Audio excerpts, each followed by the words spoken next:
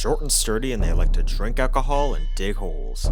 The dwarf archetype has almost always been this formula, especially since J.R.R. Tolkien's The Lord of the Rings basically constructed our modern view of the fantasy race. Since then, books, movies, and of course, video games have taken to this formula of fighting, revelry, and mining. And what better games for this is there than Deep Rock Galactic? Well, some of you out there who don't know may be asking yourselves right now, what the hell is Deep Rock Galactic?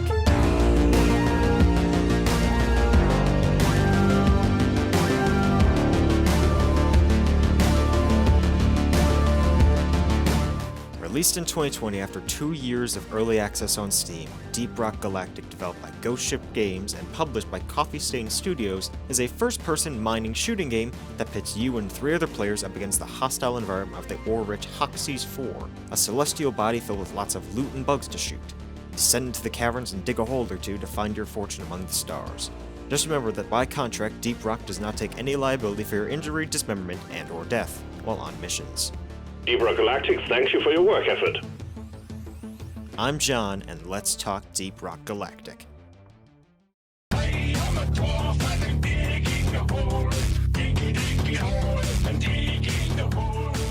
You are a dwarf. That's the main premise anyway. You play as one of 4 classes and team up with 3 other players, be them friends or randoms, and go under the surface to complete randomly generated missions. Your class options to choose from thanks to the Deep Rock armaments and wares distribution are as follows. Gunner, the heavy weapons Chad. Scout, the fast and light combatant whose main goal is to light up hallways. Engineer, who builds sentries. You're sure we're not playing TF2? And places down foam platforms to jump on. And the Driller, who likes to dig holes. Customize your dwarf with fancy cosmetics or a new weapon to keep your playstyle fresh, interesting, flashy, or sometimes just outright stupidly overpowered. And that's about it. Lore in the game isn't really important, no main story this far truly exists, so yeah. We should probably just end the video right here, shouldn't we? No.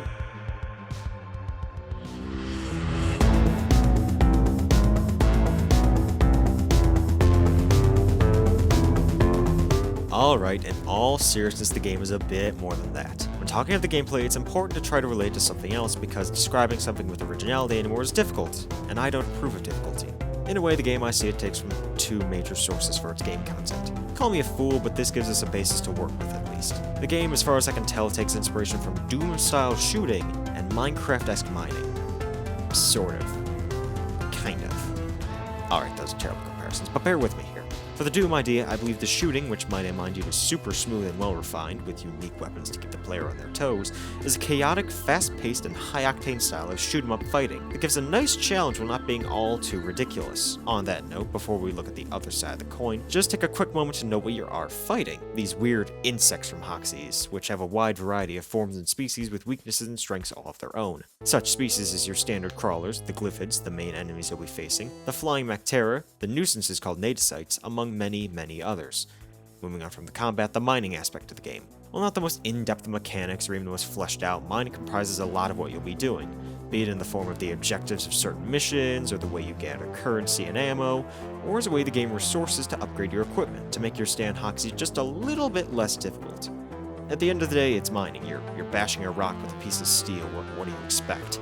On this note, the gameplay feels really well nailed down and solidly founded. Everything feels both well tested and thought out. Call it repetitive, but it's so good that you can play this game for hundreds of hours and still feel invigorated for every last dive you go on. Not to mention, the gameplay is also pretty bug-free. Ironic considering the main enemies you fight. And even then, the development team is consistently updating and keeping the fanbase informed on their new features and patches through the dev diaries. It's a nice breath of fresh air. The devs listen to their fans for once, and keep them updated on what will be affecting the game that they love so much. Speaking of things to love,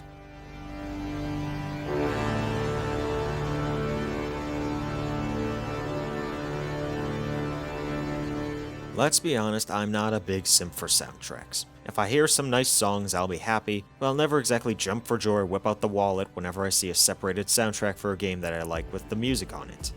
But here I'm almost tempted to say I'd pay the money for it. Lead composer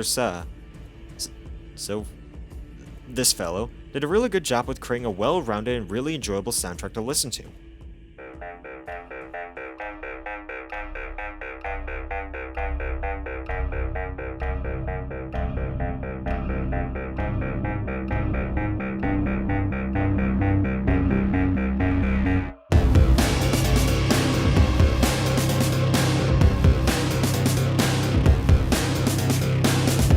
In other games, I'd be inclined to shut the music off just because it got so annoying to listen to the same track over and over again, and hear it grind to a halt whenever it's triggered like combat ending. But in Deep Rock? Nah, here I crank it up to 100 and jam out to it by myself while my team is eaten alive by the Wahoxie's wildlife. Even the little ambient sounds are pretty endearing.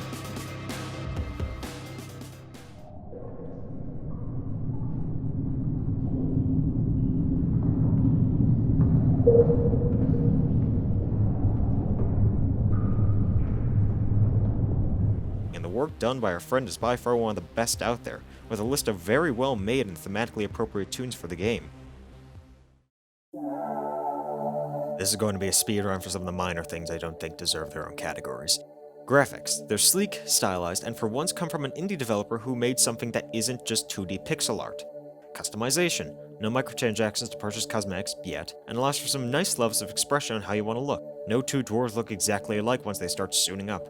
Grinding. Slow enough that makes you work for your accomplishments, but fast enough that it doesn't get painful at times. Achievements. Cleverly made, aren't too obvious or too easy, and they offer a nice little scavenger hunt of sorts to collect them all.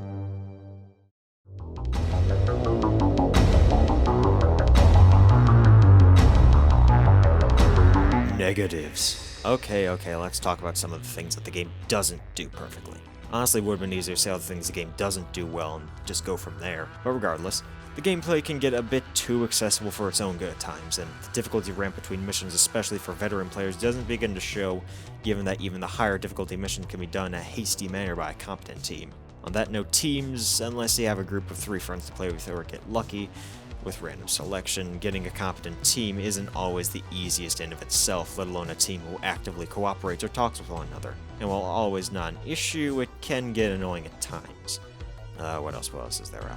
Oh yeah, the announcer. I know he's meant to be annoying, but the dwarves in-game voice lines refer to just how annoying he can be, but my god, he never shuts up. It can be really bothersome at times.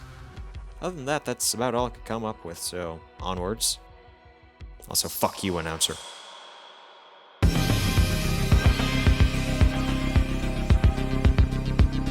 This may come as a surprise to you, but this video is a bit of an oddball for this channel. Whereas previously we just kinda held reviews of topics or series or genres, this time I'm aiming to give you, ladies and gentlemen, a comprehensive review of the game. And on that note, this game right here I'd say gets a solid 9 out of 10. As definitely recommendable purchase for anyone interested in the genre of first-person PvE shooters. While it's certainly not a perfect game, nor is it Game of the Year material, Deep Rock Galactic is a solid time waster that's incredibly fun to play with friends and will leave you wanting to go back in just for one more expedition, even when it's midnight and you're about to pass out on your keyboard. It's concise and to the point, and it's solid in its bearings, and it does what really well, and it always has something to make you laugh over. I definitely suggest this to you folks out there to go out and buy this game. And hey, maybe you buy the special edition to help out the developers. No, we here at DWK Productions are not sponsored by Ghost Ship. With that said, let's wrap this up. So, we hope you liked the video. This is a new style we're going to be trying out, to see how it does here. And if you guys like this style, please let us know. We're always willing to try out new things. So please consider subscribing, or maybe joining our Discord, so you can always be up to date with our content. In any case, see you sometime within the next millennia.